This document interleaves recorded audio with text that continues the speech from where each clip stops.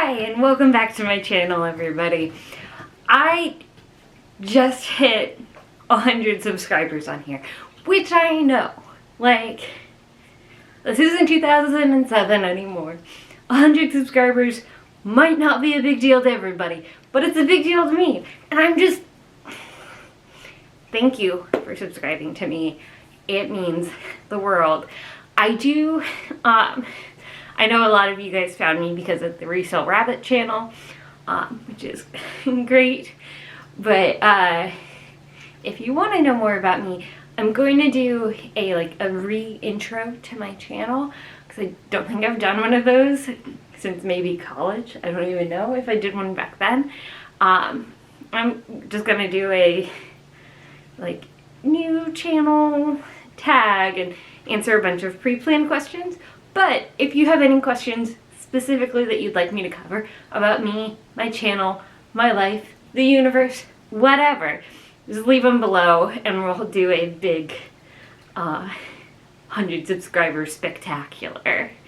I wasn't prepared. I really didn't think it would happen,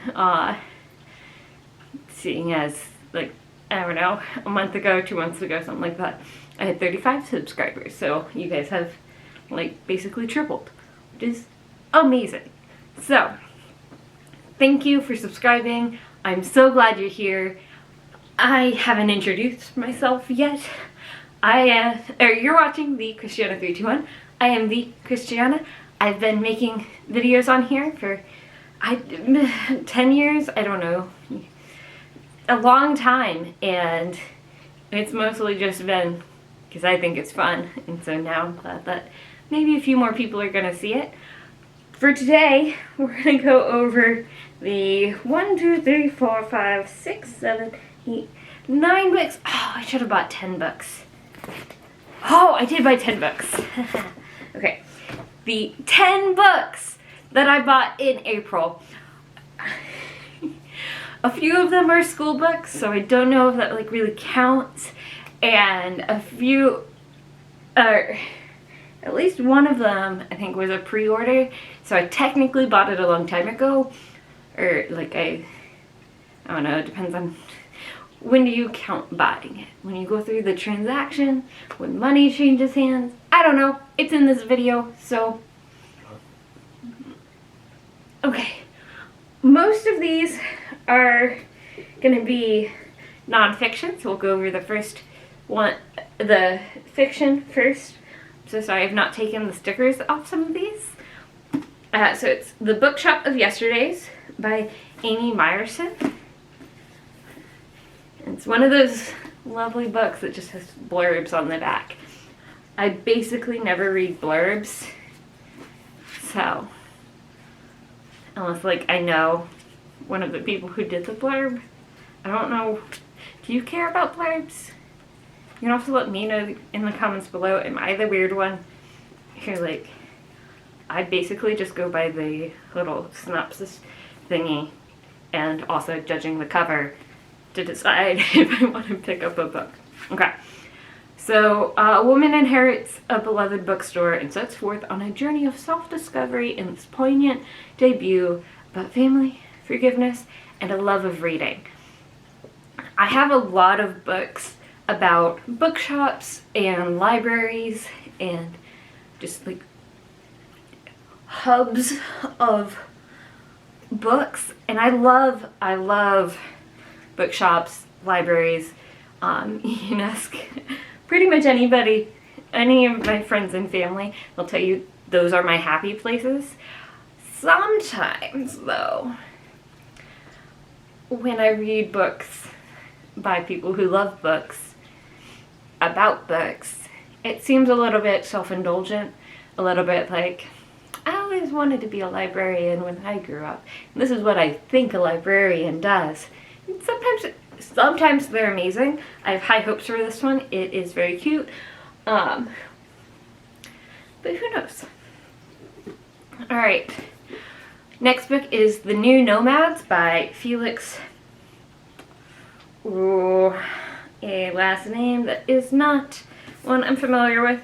Felix Marquardt. There you go. It's about the new nomadic lifestyle that so many people are taking on, especially with the rise in remote work. And I got this because, according to the internet, it's gonna talk about the difference between like a digital nomad, a corporate nomad, all the different types, and kind of the psychology behind it, I'm hoping. And basically like why it's coming back, because humans, not all of them, but there were a lot of nomadic groups of humans back in the day, back before we had easy ways of being nomadic. Like you couldn't buy a Sprinter van that you could revamp into being a mini house on wheels. You're carrying everything in a wagon, Oregon Trail style. But I also want to do a video on this because if you don't know, work from home now. This is a post-pandemic work from home job, so at least like as far as I know, it's a permanent work from home position. And so it started getting me curious about some of the different ways that people work outside of an office. I do not plan on being nomadic in any way, and I also know, legally speaking, and like taxes, because I'm an American, where I live is important to my employer. And so if I were to ever attempt a nomadic lifestyle, that would be a conversation between me and them. I'm getting distracted. This would be part of a video that I would make if I made one about the different nomadic lifestyles, which I want to do. Alright, future proof. Thank you. The 9 Rules for Humans in the Age of Automation.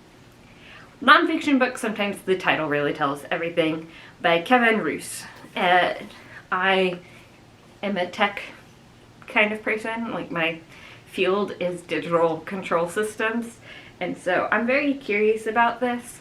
The big question he's trying to ask is, how can we be happy, successful humans in a world that is increasingly built by and for machines?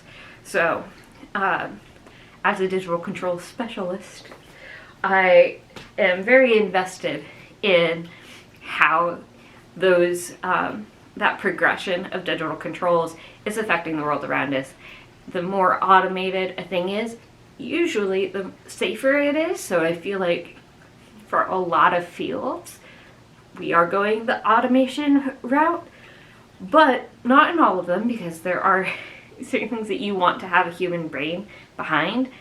But computers are also getting like way more sophisticated, so maybe that won't always be the case. Anyway, so I'm curious what Mr. Roos has to say on the subject. This one is the pre-order. So it's Love and Work by Marcus Buckingham. It is with the Harvard Business Review Journal thing that I'm subscribed to. I love reading about like leadership development and professional development style books, the soft skills, and so I have a membership to the Harvard Business Review, and love reading all their articles, not all their articles. Stay focused books.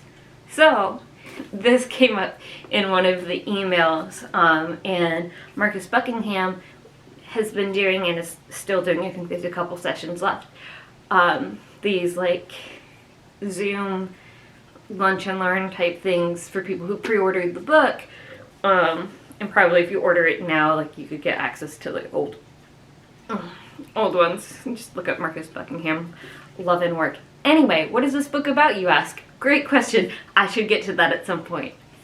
So it's examining a lot of the different relationships that we have with the work that we do, and the idea of work-life balance being kind of a myth, which I've thought for a long time, especially at the job that I worked when I lived in Georgia, and how if you know, you're just working for the money. Some people are happy with that, but most people aren't happy if they don't, and also have some level of enjoyment in the work that they do. And so he talks about red threads, and it is very rare for anyone to find a job that is all 100% red threads. But so a red thread is something that pulls on your heartstrings, something that you love, that makes being at work worth it. For me, a lot of times it's mentoring, it's getting involved with the different people that I work with and helping make sure that they have what they need. And I don't always know what they need, but I can make connections between them and the leadership and get them conversating. So those are the red threads for me. Where can I do that? And how can I make that part of my actual job roles and responsibilities? Because let me tell you, right now, not so much.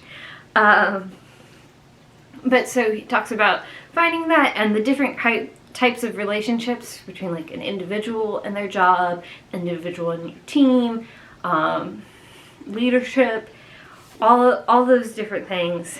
And obviously I haven't read it yet, but based off of the webinars that I've been observing, I think it's going to be a really, really good one.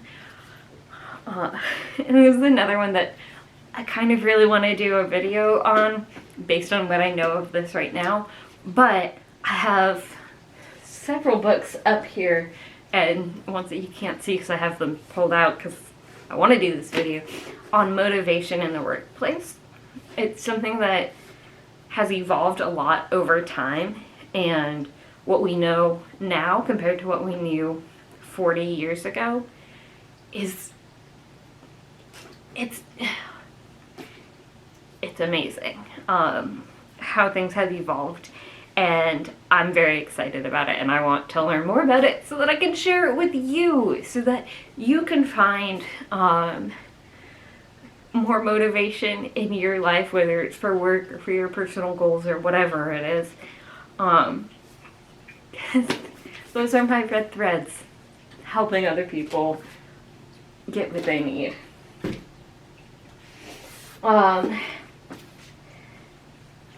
So then we have this book, The Art of Being Indispensable at Work, Win Influence, Beat Overcommitment, and Get the Right Things Done by Bruce Tolgan, best-selling author of It's Okay to Be the Boss. I really don't know anything about this book. Here's my receipt. Let's see. Oh, I got it at Barnes & Noble, if you were wondering. Today is Independent Bookstore Day, so maybe I shouldn't have said that. Support your indie bookstores.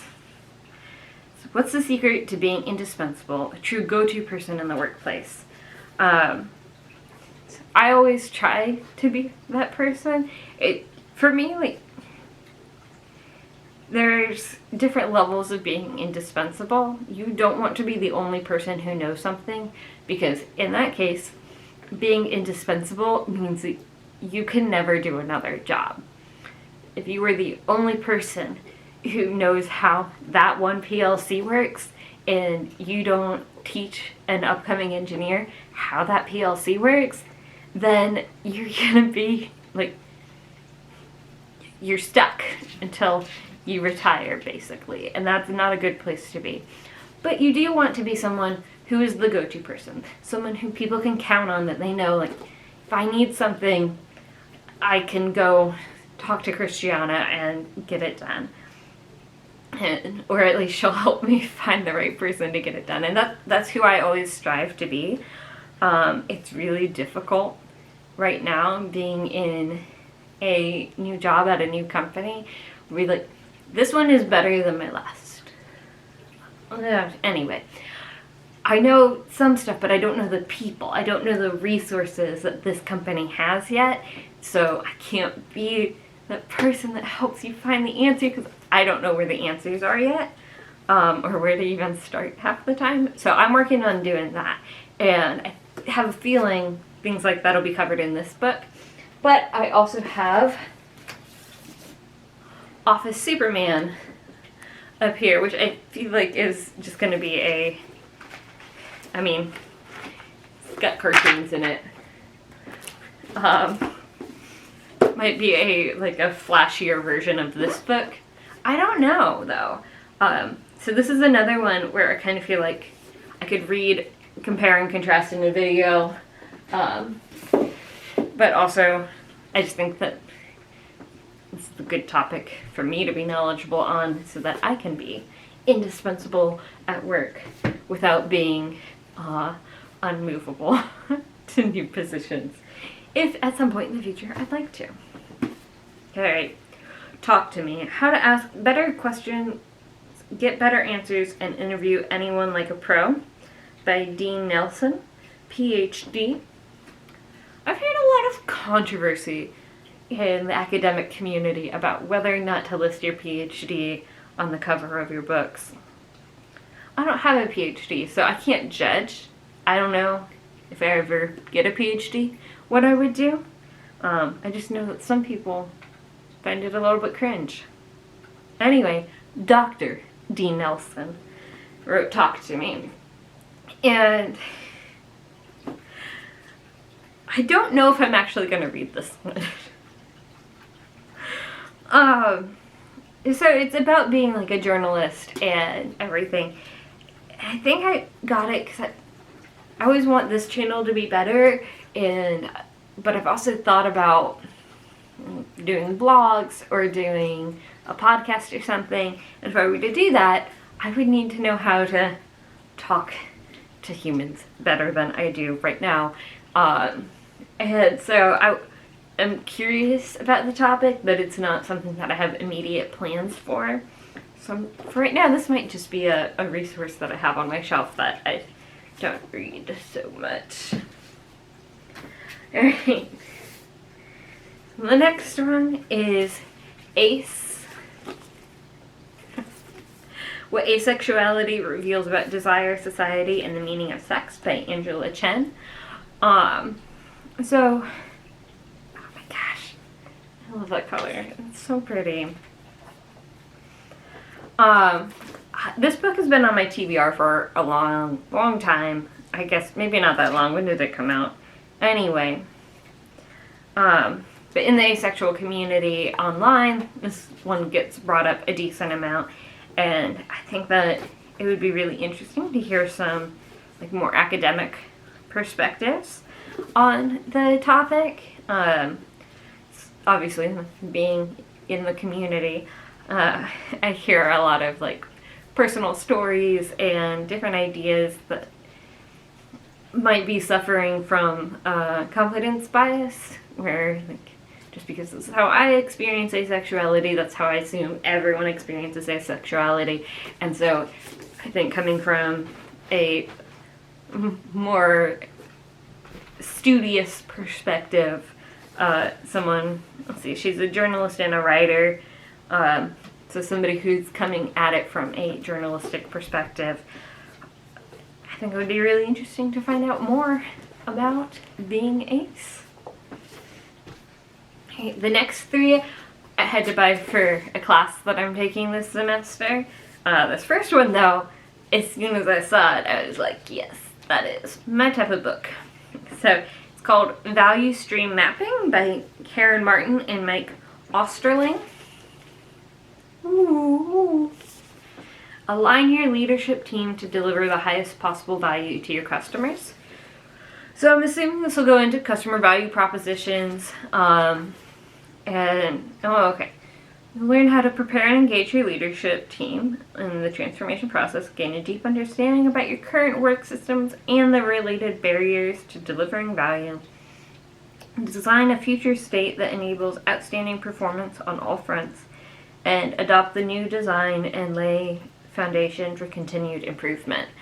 So this is for my capstone class at Vanderbilt. Now I'm pursuing my master's degree at Vanderbilt University for Engineering Management. But yeah, so it's another professional leadership development type book, and I am very excited to dig into this. I might also get this on an audiobook. We'll see how it goes. Sometimes these are really dry, and the only way that I can focus is if I'm listening and reading at the same time. And then the last two, oh my goodness, we're already at over 20 minutes, and I'm not going to edit this. I mean, you probably can already tell. So the last two are just like textbook kind of things. Business Process Improvement Toolbox by Bjorn Anderson.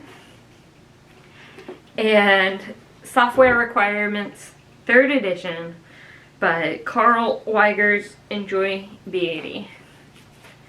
And this one's about writing requirements for software, I hope.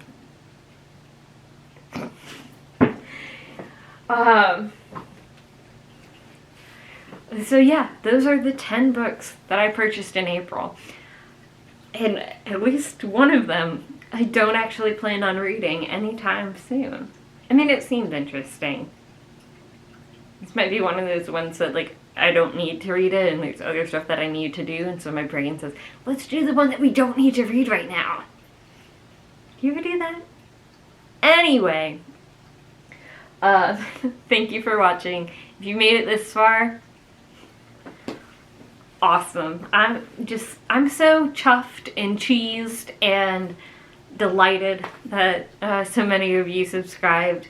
And if you haven't subscribed and you're watching this and you made it to the almost 22-minute mark, you might want to subscribe if you want to. No pressure, but do feel a little bit of pressure to press the like button. Just a little bit of pressure. Alright, thank you so much for hanging out with me, and I might need to go on a book buying ban for the next couple of months. Alright, I will talk to you soon. I do have a couple of other book videos planned. They're a little bit easier for me, just because I love talking about books. But I do have some not gonna edit. I do have some professional development type videos coming up, and a couple of just fun ones. Maybe a vlog. I am going back to Atlanta soon, but I don't know if I'm gonna vlog on that one because it's a very short trip. But yeah, leave your questions below for my channel introduction video 10 years after I started my channel, and I will see you soon. Love you. Good night. Goodbye.